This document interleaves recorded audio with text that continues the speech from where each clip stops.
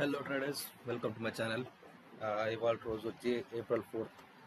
ఇవాళ మార్కెట్ అయితే ఫుల్ పడింది మార్నింగ్ పుట్టినే, బికాజ్ ట్రంప్ చేసిన పంట మూలంగా ఈ పొద్దునే ఫస్ట్ క్యాండిల్ ఎంత గ్యాప్ డౌన్ తోటి ఓపెన్ అయింది, మళ్ళీ అక్కడి నుంచి పడుతూనే ఉంది. బట్ నేను అరౌండ్ 9:36కి నాకు ఎంట్రీ వచ్చింది ఒకటి, కానీ నేను తీసుకోలేదు. బికాజ్ నాకు ప్రీవియస్ వీడియోస్లో చెప్పినట్టుగా నేను ఎప్పుడు కూడా మార్నింగ్ సెక్షన్లో ఎక్కువ ట్రేడ్ తీసుకోను. 9:30 9:45 దాటింది నేను ట్రేడ్ తీసుకోను. I let market settle. So 9:45 లోపు అంటే ఇది ఎవరు చెప్పింది కాదు, నా ఎక్స్పీరియన్స్ తోటి నేను నా రూల్స్ ప్రకారం నేను పెట్టుకుంది. జస్ట్ బికాజ్ ఒక ట్రేడ్ నా డైరెక్షన్ నడిచిందంత మాత్రాన నా రూల్స్ నేను బ్రేక్ చేసుకోను. కాబట్టి ఇక్కడ ఇది 9:37కి వచ్చింది ఎంట్రీ. బట్ సెట్ 9:45 లోపు నేను ట్రేడ్ ఇప్పుడు తీసుకోను. ఆ రూల్స్ నేను ఆపోజిట్కి వెళ్ళకూడదని అనుకున్నాను కాబట్టి అట్లా చేశాను నేను. సో ఈ లాజిక్ వచ్చేసి ఏంటంటే previous day 5 minute breaker block. నేను ఇన్ని రోజులు మీకు ఈ వీడియోస్లో చెప్పింది ఎప్పుడు కూడా ఆర్డర్ బ్లాక్స్ అని చెప్తూ వచ్చాను. బట్ ఇవాళ రోజు బ్రేకర్ బ్లాక్ అనే కొత్త కాన్సెప్ట్ వచ్చింది.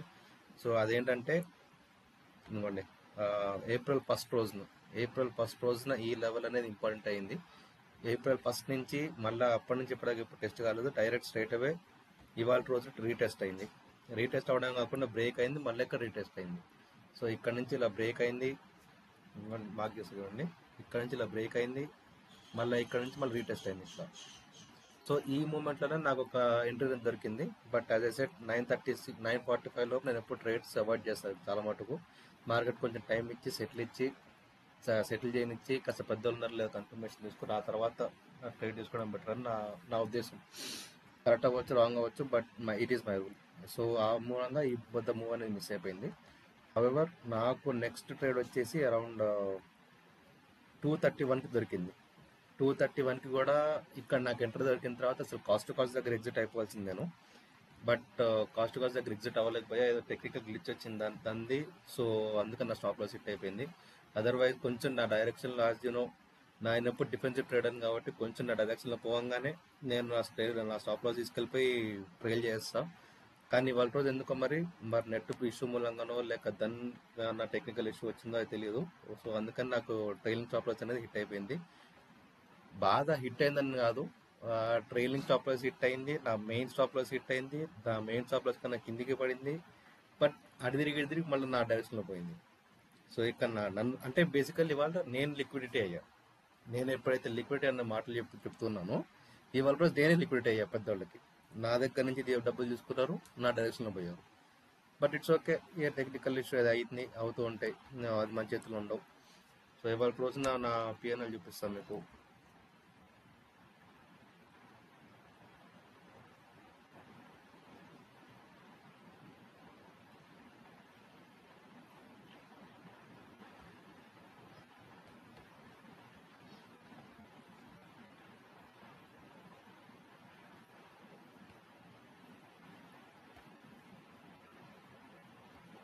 ఏమైంది, దీనికి రావట్లేదు. ఇంకో నేను ఇక్కడ క్యాన్సిల్ చేయాల్సి వచ్చింది లాస్ట్కి.